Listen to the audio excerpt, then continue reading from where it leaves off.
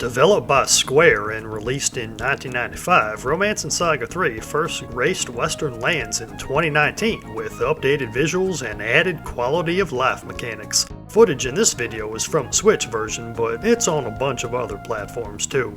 The second Romance and Saga is one of my favorite JRPGs, so I can't help but compare with that game and highlight the differences, for better and worse. Of all the elements, the visuals have changed the least. The remaster looks about on par with Romance and Saga 2, but with better drawn architecture and a little more color and variety. 3 also leans hard into more fantastical, magical settings like the creepy Archfiend's Palace, whereas its predecessor is more of a traditional medieval setting with some magic sprinkled in. I'm a fan of both styles, and now that we've got the remaster, this game will always look great. Structurally, there's a lot of differences from the previous game. First, the generation system is gone. No more remaking your entire party every few quests, no more passing down skills through the dojo, and most importantly, no final character to build toward. I happen to love RS2's generation system, but it's not for everyone, and while I would have liked to see it expanded on, I'm okay with its absence. However, that means there's also no more global stats, a mechanic that makes Romance and Saga 2 a unique experience you won't find anywhere else. Some love it, some hate it, but I'm a big fan of games that succeed at trying something new, and I miss that system here.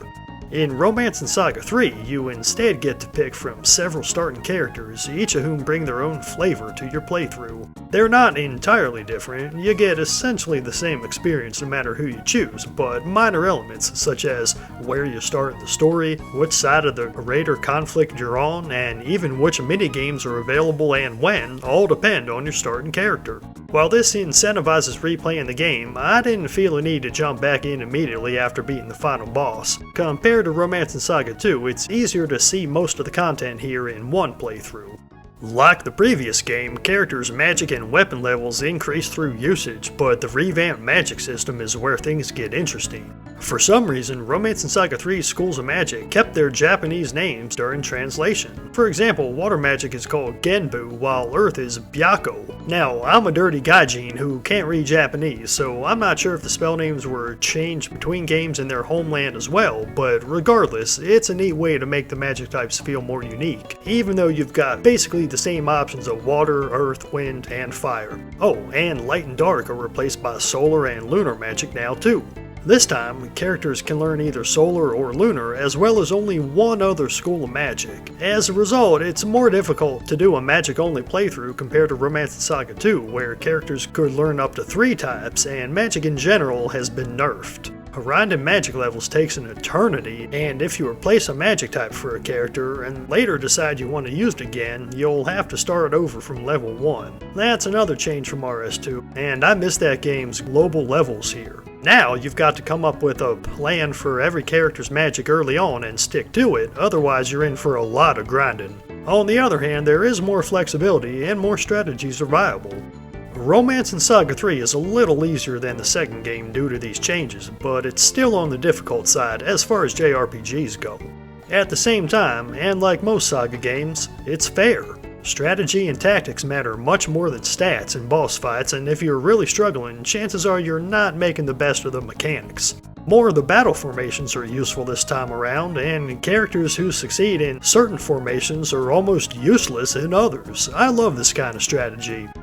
The world itself is about the same size as Romance and Saga 2's, maybe a little smaller.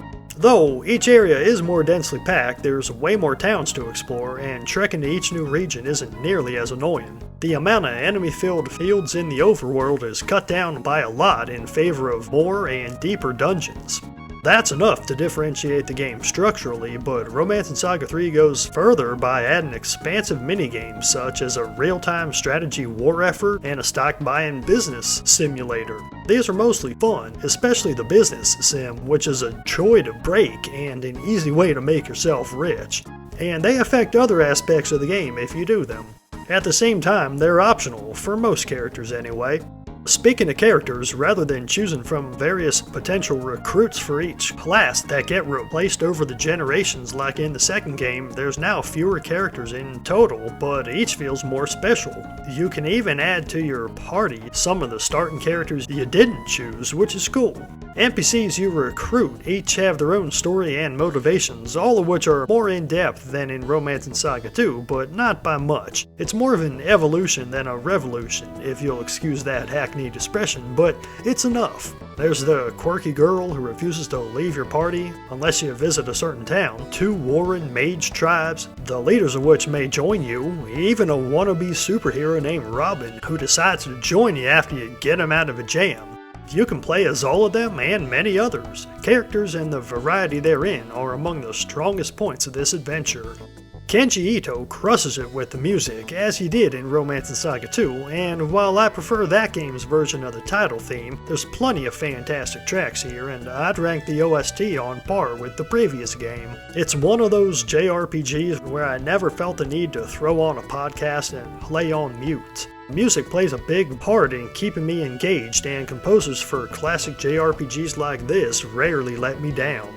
All in all, while I don't like Romancing Saga 3 quite as much as its predecessor, it's an above-average entry in the series and is not to be missed if you're a fan of classic Squaresoft games. That's it for this JRPG Quickie. Thanks for watching, leave a like for that algorithm, subscribe for more videos on JRPGs, and have a blessed day.